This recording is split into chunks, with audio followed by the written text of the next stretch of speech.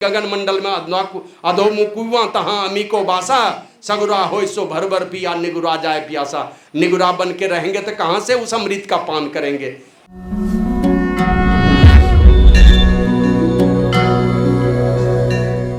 जाके नाक में ही चोट लगती थी, लगता था कि है द्वार, लेकिन द्वार है नहीं, वहां तो द्वार बंद है। और जहां धोती उठा के चलता था सोचता था पानी है, वहां सूखी धरती है। और जहां सूखी धरती लगता था वहीं पर पानी का कुंड है, वहीं गिरता था धोती पहने हुए मेरा पानी के कुंड में। यही है संसार। गुरु महाराज लिखे हैं, मृगवारी सम सब ही प्रपंचन विषय सब दुख रूप हैं, निज सूरत को इनसे हटा प्रभु में लगाना चाहिए। सारे दुख के रूप हैं, इनसे बचा करके प्रभु की भक्ति में लगाना चाहिए हमको। तो गुरु महाराज इसलिए कहते हैं, तन नव द्वार हो रामा अति ही मलिन हो ठामा त्यागी चढ़ू दसम द्वारे सुख पावरू भाई। अगर सुख पाना चाहते हो तन के 9 द्वारों में तुम हो ना, गंदगी का अंबार है वहां पर। कान में गंदगी, आंख में गंदगी, नाक में गंदगी, मुंह में थूक खकार, मलमूत्र विसर्जन के द्वार में तो गंदगी ही गंदगी। और शेष जो रोम रोम बचा सबसे गंदा पसीना ही निकलता रहता है। तो इस शरीर में गंदगी के भंडार है।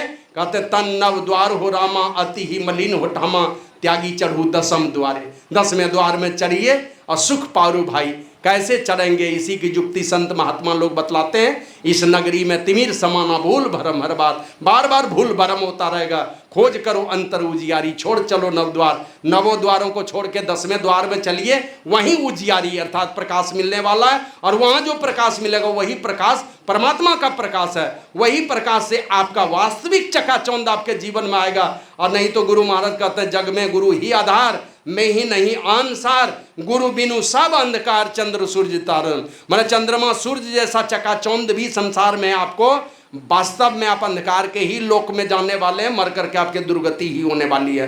तो इसलिए गुरु महाराज कहते हैं, भजू भाई गुरु गुरु गुरु रूप ध्यान धरू, सन्मुख बिंदु निरेखो सुख देखो रे भाई। गुरु प्रभु से दीक्षा लेकर के गुरु मंत्र जपे, भजू भाई गुरु गुरु और गुरु रूप ध्यान धरू, माने गुरु के रूप का मानस ध्यान धरें और सन्मुख बिंदु निरेखो, माने बिंदु ध्यान का साधन करें तो सुख देखो रे भाई।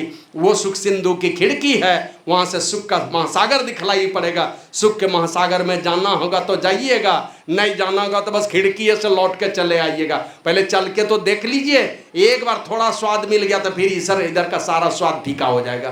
गगन मंडल में अधोमुकुआ तहां अमीको बासा सगुरा हो सो भर भर पिया निगुरा जाए प्यासा। निगुरा बन के रहेंगे तो कहां से उस अमृत का पान करेंगे। गुरु महाराज भी लिखते हैं, सुखमन के जीना नाल से अमृत की धारा बही रही, मीन सूरत धार धर भाटा से सीरा चढ़ी रही। अपने सूरत को मीन जैसा बनाइएगा, छोटी सफरी मछली की तरह बनाइएगा तो उल्टे धारा में चढ़ जाती है। और हाथी जैसा सूरत बना के रखिएगा, अपने चिंतन को हाथी जैसे वृत्ति में बना करके रखिएगा तो कितना हूँ ताकतवर हैं। गंगा नदी में हाथी बह जाता है कि नहीं, तो उसी प्रकार कितना हूँ ताकतवर हैं। ये 5 विषय की जो धारा है, ये धारा बहा करके लेकर के चली जाएगी। गुरु महाराज लिखते हैं, अभी भजन हमने गा करके सुनाया, श्री सदगुरु महाराज की जय। कौन सा भजन गाया था आरती उस समय, धूप दीप जल दिखाने के समय? श्री सदगुरु महाराज की जय। तुम साहब रहमान हो, रहम करो सरकार, भवसागर में हो पड़ो खेई उतारो पार। भवसागर दरियागम और जुल्मी लहर अनंत। लहर कैसा, मन में इतने बेग उठते, जुल्मी लहर अनंत। और 60 विकार की हर घड़ी उठत होतनांत। 60 विकार की मन काम क्रोध लोभ मोह मद और डाह, ये 6 विकार का तरंग उठता रहता है।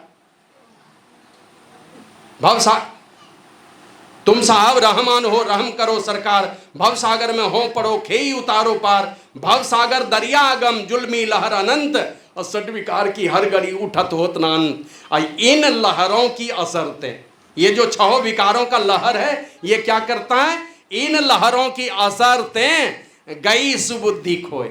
सुबुद्धि तो है हमारे पास में, ये 6 विकारों का जब लहर चलता है ना, ये सुबुद्धि को ही खो देता है, मतलब बुद्धि को ही सीज कर देता है। निर्णय करने की क्षमता ही नहीं रह जाती है और विषयों के दलदल में जाके फंस जाते हैं। तो इन लहरों की असरतें गई, सुबुद्धि खोए, और प्रेम, दीनता और भजन संग तीनों बने न कोई। ये तीनों में से कुछ भी नहीं बनने वाला है। सुबुद्धि खो गई, न प्रेम आएगा दिल में, न दीनता आएगी मन में, और न भजन का संग होने वाला है आपके जीवन में। तीनों दूर हो चला जाता है। इसलिए कहते हैं प्रेम, दीनता, भजन संग तीनों बने न कोई। आप और अपन पाँव सब भूले। हम अपने आप को भूल गए, अब मेरा अपना कौन है उनको भूल गए। लहरों के ही हेत, यही 6 विकारों का जो लहर उठता है ना, हम अपनी वास्तविक पहचान भूल गए और अपने परमात्मा को भूल गए। इन लहरों की असरतें गई, सुबुद्धि खोए, प्रेम, दीनता, भजन संग तीनों बने न कोई। आप अपन पाँव सब भूले, लहरों के ही हेत, सो भूले कैसे लहों सुख जो शांति दे।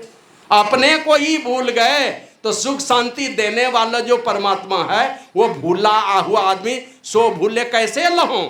वो अपने आप को ही जो भूला हुआ है, सुबुद्धि खत्म हो गई है, सुख शांति देने वाले परमात्मा को कैसे पाएगा वो। इसलिए मेरे मुअली जगत में सदगुरु बिन को नाई, ते ही कारण विनती करो, हे सदगुरु तो ही पाई। है ना, गुरु महाराज कहते हैं तुम ऐ सदगुरुदेव, तुम्हें पा करके मैं इस प्रकार की विनती करता हूँ कि आप इन भवसागर के लहरों से आप हमको उठा लीजिए। गुरु महाराज कहते हैं भजू भाई गुरु गुरु, गुरु रूप ध्यान धरू, षणमुख बिंदु निरेखो सुख देखो भाई। और अंतिम में कहा गुरु बिन ज्ञान नहीं, गुरु बिन ध्यान नहीं, अब मैं ही ना गुरु बिना आने उपकारी हो भाई। गुरु के बिना ध्यान नहीं, गुरु के बिना ज्ञान नहीं, माना गुरु नहीं है तो सत्संग में आपका क्या कहते हैं, गुरु के सान्निध्य में नहीं जाएंगे तो सत्संग से दूर रहेंगे। जो सत्संग से दूर रहेगा वो परमात्मा के मिलन से दूर रहने वाला, ध्यान से दूर रहने वाला है। अब मैं ही ना गुरु बिना आने उपकारी हो भाई। गुरु महाराज कहते हैं गुरु के बिना दूसरा कोई उपकारी, आन उपकारी कोई संसार में नहीं है। माना अगर परम कल्याण करने वाले हैं तो वे ही करने वाले हैं। आवश्यकता है महापुरुषों की संगति में रह करके इन सारी बातों को सीख करके एकदम सरल बन करके रहें, सात्विक जीवन जिएं, खान पान की शुद्धि रखें, मधुर विचार रखें और सदैव एक बात का ख्याल रखें, दुनिया के चकाचौंध में कभी भी अपने मूल कर्तव्य को भूल करके दुनिया के चकाचौंध में न पड़े। क्योंकि बार बार नर दे नहीं या वीर रे, चेत सके तो चेत कहे कबीर रे। सचेत होना है तो हो जाइए, मौका दे दिया है। इस मौके में अगर परमात्मा से मिलने का जतन करते हुए कहीं शरीर छूट गया, जाइएगा स्वर्गलोक, लौटिएगा तो बढ़िया कुल परिवार में जन्म होगा, श्रीमान के कुल में जन्म होगा, अंतिम में जोगी के कुल में जन्म होगा। क्योंकि जोगी के कुल में जन्म लेना बड़ा ही कठिन है और उस कुल में अगर जन्म हो गया तो सहज ही में आपको योग की कला सीखने का संयोग बन जाएगा। और क्या कहता भूय हमारे एकदम जल्दीबाजी में ही, मैंने बहुत कम समय में ही आप मुक्ति के डगर पर बढ़ते हुए परमपिता परमात्मा के धाम को प्राप्त हो जाएंगे। सदा सदा के लिए आपकी कीर्ति अमर हो जाएगी। परमात्मा मिलकर आप संसार का कल्याण करते रहेंगे, और नहीं तो संसार का कल्याण कराना होगा तो दूसरे के माध्यम से कराते रहेंगे। तो ऐसे महापुरुष आए इस संसार में, साधु संतों की संगति प्राप्त करके ज्ञान अर्जन किया, परमात्मा की भक्ति को पूरी करके मुक्ति को प्राप्त किया, संसार के कल्याण के लिए अनेक प्रकार के शास्त्रों की रचना करते हुए इस संसार में जब तक रहे भागवत धर्म का प्रचार किया और अंततः वो सारा ज्ञान का भंडार इस संसार में छोड़ करके दुनिया के लोगों को सिखा करके गए कि हमारा जीवन जो मिला है तो किस लिए मिला है, ये सदैव हमें चिंतन करना चाहिए। क्योंकि आप कितना हो बड़े हैं, आपका कर्म से ही आपकी महानता गिनी जाती है। आप कितना हो कीमती से कीमती जेवर पहने, कहाँ पर पहनते हैं जेवर को, कितना हो कीमती जेवर पहनेंगे, कहाँ पहनेंगे, शरीर के जिस भाग में पहनिए, लेकिन 1 रुपये की बिंदी जाके कपार में बैठ जाती है। तो आपके कर्म की महानता है, जितना जैसा कर्म करेंगे तो संसार में रहें, नेकी की कमाई करें, सत्संग ध्यान करें तो ये ध्यान वाला संस्कार मिलेगा। तपस्वी बन के रहें, चरित्रवान बन करके रहें, दानी बन करके रहें। जो ही परिस्थिति दी है परमात्मा ने, चुकेंगे नहीं कभी।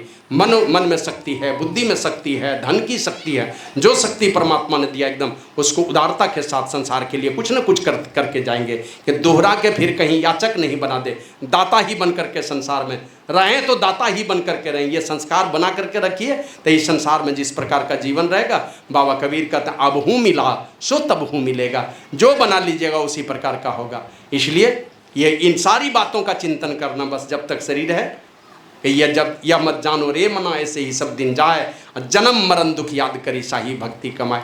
जन्म मरण को याद कीजिए और नियमित रूप से संतों की युक्ति से साधन कीजिए। शरीर बीच में छूटा तो दुर्गति में नहीं जाएंगे। बाबा कबीर कहते हैं भक्ति बीज बिनसै नहीं, जो जुग जाए अनंत, और ऊंच नीच घर जन्म ले तो संत को संत। चमार खानदान में पैदा होंगे कि डोम खानदान में पैदा होंगे कि ब्राह्मण खानदान में पैदा होंगे, आपके भक्ति की कीमत कभी घटेगी नहीं। आप महात्मा हैं तो महात्मा ही बन करके आएंगे। चमार खानदान में भी पैदा होंगे तो दुनिया में पूजा होगी, डोम खानदान में भी या ब्राह्मण खानदान में होंगे तो भी आपकी पूजा ही होने वाली। आपकी भक्ति की कीमत कभी घटने वाली नहीं है। तो ये सारा काम संसार में करें। और संसार, गुरु महाराज कहते थे संसार में रहे तो हर संतों को कभी भी पंगु बन करके नहीं रहना चाहिए, कुछ ना कुछ करना चाहिए। इस धरती पर रहते हैं तो धरती को कुछ ना कुछ देना है कमा करके, तो कुछ मेहनत की कमाई करनी चाहिए, कुछ करके देना इस धरती माता को। पंगु बन करके नहीं रहे, खाली भिखमंगा बन करके इस दुनिया के भरोसे हम अपना पेट चलाएंगे, इस बुद्धि विचार के नहीं होने चाहिए। और गृहस्थों का जीवन तो बड़ा ही पवित्र होना चाहिए, क्योंकि बाबा देवी साहब कहते थे दुनिया के सारे धर्म गृहस्थ धर्म पर आश्रित हैं। गृहस्थ का जीवन अपवित्र होगा, कमाई गंदी होगी, वही अनाज साधु खाएगा, उल्टा पुल्टा खून होगा, बुद्धि विचार साधु के उल्टे पुल्टे होंगे, करेगा कोई कुकर्म और दुनिया में अपने गुरु का नाम का क्या कहते हैं, गुरु का नाम मैंने घृणित करेगा, गुरु के नाम की बदनामी कर देगा। तो गृहस्थ को तो और पवित्रता से जीना चाहिए, क्योंकि आप ही के धन दौलत से, आप ही के अनाज से दुनिया का सारा धर्म चलता है। और गृहस्थ को देखते हैं ना, गौ सेवा में, तो चिड़िया के सेवा में, चूहा के सेवा में, ब्राह्मण की सेवा में, साधु की सेवा में, गरीब की सेवा में, कुत्ते की सेवा में, चींटी के सेवा में, चिड़िया की सेवा में, किसके सेवा में नहीं देता है। और सब देने के बाद जो बचता है, तब बाल बच्चा है और सगे संबंधी है, साधु पुरुष द्वार पर आते हैं, ब्राह्मण आते हैं, सबको चलाना है उनको। तो आपका जीवन और भी पवित्र होना चाहिए। तो गुरु महाराज कहते थे जीवन बिताओ स्वावलंबी, भरम भाणे फोड़ी कर, संतों की आज्ञा है ये में ही मात दर छल छोड़ी कर। मैंने निश्चल निष्कपट भाव से संसार में रहें और स्वावलंबी जीवन मनाएं, कुछ न कुछ कमाई धमाई करके संसार में जिए और नियमित रूप से सत्संग करें, ध्यान करें। बाहर में सत्संग में बैठें लेकिन परमात्मा से एकता हो, इसके लिए नियमित रूप से आंतरिक साधन हो, कुछ न कुछ समय निकाल करके ध्यान अवश्य करें। गुरु महाराज कहते ध्यान करोगे तो परिस्थिति का निर्माण होगा और जैसा जैसा तुम चाहोगे वैसा वैसा ही होगा। माना किसी से आशीर्वाद नहीं मांगना पड़ेगा, आपकी मर्जी चलेगी, जैसा चाहेंगे वैसा ही होगा। कहने की देरी है, सोचने की देरी है।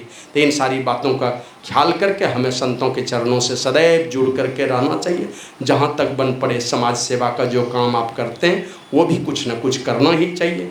साधु संतों को दान दीजिए, लेकिन गरीबों के भलाई का भी कुछ न कुछ काम कीजिए, गरीबों को भी सहयोग कीजिए। बहुत सारे लोग हैं, हमारा ही भाई है, हमारी ही बहन है, कुछ न कुछ उसके लिए अपने हिस्से से निकाल के कुछ गरीबों की सेवा में भी दान में जाना चाहिए।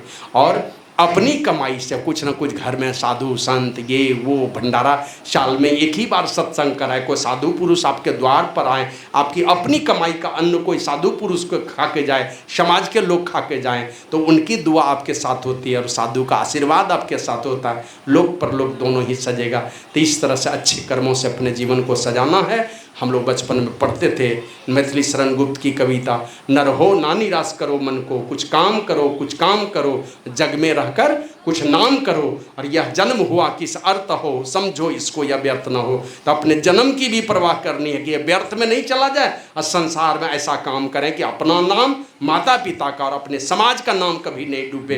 भारत माता ने जिसको सहारा दिया है कि इस देश में जन्म लेने को, उस भारत माँ को हम कलंकित करने का काम नहीं करें। इसके लिए अपने धर्म को बचाने की भी जिम्मेवारी है, राष्ट्र को बचाने की जिम्मेवारी है। इन सारे बातों का ख्याल हमको रहना है। दूसरे आतताई को, आसुरी शक्ति कहीं हमारे धर्म के लोगों को कहीं उल्टा पुल्टा धर्मांतरण या किसी दिशा में बहका तो नहीं रहा, इन चीज़ों पर भी हमें ख्याल रखना पड़ेगा, क्योंकि नहीं तो ये बड़े खतरे की बात हो जाएगी। इन सारे बातों का ख्याल रखते हुए हम संसार में जिए।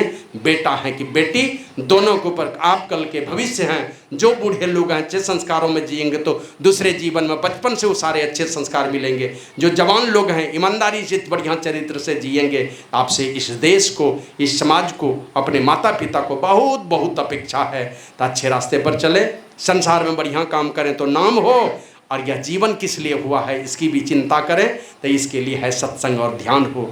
गुरु महाराज जाते जाते कह गए, सुकृत कर ले नाम सुमिर ले, को जाने कल की जगत में खबर नहीं पल की। सुकृत कीजिए तो संसार में नाम होगा, और नाम सुमिर ले माना परमात्मा के नाम का सुमिरन कैसे करेंगे, इसकी जुक्ति संत महात्मा बतलाते हैं, उनसे सीख करके कीजिए।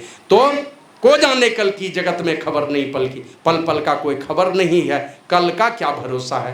तो इसलिए इन सारी चीज़ों को याद करके हमें बाबा शाही स्वामी जी महाराज कहते हैं, यह मत जानो रे मना, ऐसे ही सब दिन जाए, जन्म मरण दुख याद करी शाही भक्ति कमाए। जन्म मरण को याद रख करके हम महान भक्ति को कमा करके महानता को हासिल कर लें। इसी के लिए मनुष्य शरीर मिला है। ये संसार रंगमंच है, आते हैं सब, थोड़े दिनों तक रहते हैं। जैसा जैसा रोल करने का सामर्थ्य जो सीख पाते हैं, वैसा वैसा रोल करके अपना रोल निभा के रंगमंच से उतरना पड़ता है। महर्षि वेद व्यास देव जी इस पार्थिव शरीर का परित्याग करके हम लोगों के बीच से गए, लेकिन उनका ज्ञान हम लोगों के बीच में है। अब बाबा कबीर तो कहते हैं, जो गुरु बसे बनारसी, 80 समंदर तीर, एक पलक बिसरे नहीं, जो गुण होए शरीर। गुरु का गुण अगर हमारे पास में है तो गुरु बनारस में है, चेला समंदर के किनारे है। काशी में गुरु जी, चेला है सी समंदर तीर, चेला समुद्र के किनारे भी है तो बहुत दूर है, लेकिन कहते हैं एक पलक बिसरे नहीं, जो गुण होए शरीर। अगर गुरु का गुण है मेरे पास में, उसका ज्ञान है मेरे पास में, एक पलक भी वो बिसरने वाला नहीं है। इसीलिए सजग होकर के पांचों चोर सदा मगरू कतिन सुकर छुटकारी, और सदगुरु नायक के संग मिली चल लूट सके निधारी। ये पांचों चोरों से बचा करके सदगुरु को सरदार बना के आगे गुरुदेव को रखिए, उनको अपने सर पर रखिए, उनके आदेश और उपदेश के घेरे में रख करके सदैव सत्संग ध्यान से भरा पूरा जीवन बना के रखिए। और ये सारा काम करते हुए बढ़िया चरित्र रखिए, तो यह लोक और परलोक दोनों ही पवित्र होगा। महर्षि वेद व्यास देव जी महाराज भी इसी प्रकार संसार में आए, इस रंगमंच में आकर के पवित्रता का काम करके, तपस्या करके, साधन भजन करके, और दुनिया के लोगों के भलाई के लिए बहुत सारा कलम की शक्ति से, बहुत सारे ज्ञान के से भरे हुए ग्रंथ की रचना करके लोक कल्याण के लिए छोड़ गए, चले गए। उनके बहुत बहुत माने क्या कर्ज है हमारे पर, उन कर्ज को ये धरती माता माने उतार नहीं पाएगी। बहुत कर्ज दे करके ये मानव समाज सदैव उनका ऋणी रहेगा। इसलिए तमाम भक्तों की ओर से महर्षि वेद व्यास देव जी महाराज जो जगत गुरु के रूप में संसार में प्रसिद्ध हुए, उनके चरणों में अपनी श्रद्धांजलि अर्पित करते हुए उनके चरणों को बारंबार नमन करता हूँ। इस प्रार्थना और इस याचना के साथ उनकी और उनके ही माने क्या कहते हैं अविच्छिन्न परंपरा में आए हुए हमारे सदगुरु महर्षि में ही परमहंस जी महाराज जैसे संत महापुरुषों की बहुत बहुत कृपा हम तमाम लोगों पर बरसती रहे। हमारा जीवन सत्संग ध्यान सदाचार से समन्वित हो और प्रेम भरा जीवन हो। हमारा आदर्श बढ़िया आदर्श में जीते हुए हम इस संसार में मैंने एक नमूना बन करके जाएं, दिव्यता को हासिल करें, साधना की पराकाष्ठा पर पहुँचें। धीरे धीरे हम साधना के तरफ कदम बढ़ाते हुए ईमानदारी से हम भक्ति के पथ पर चलते चलते परमात्मा को प्राप्त करें। इस प्रकार की प्रार्थना करते हुए अपनी वाणी को विराम देता हूँ। आप सबों को पुनः एक बार महर्षि वेद व्यास देव जी महाराज जो जगत गुरु के रूप में प्रसिद्ध हुए और उनके जन्मदिन को हम लोग गुरु पूर्णिमा महोत्सव के रूप में मनाते हैं। गुरु पूर्णिमा महोत्सव महर्षि वेद व्यास देव जी महाराज की जयंती की और इस पावन गुरु पूर्णिमा की बहुत बहुत बधाई और बहुत बहुत शुभकामना आप लोगों के लिए देता हूँ। बोलिए प्रेम से श्री सद्गुरु महाराज।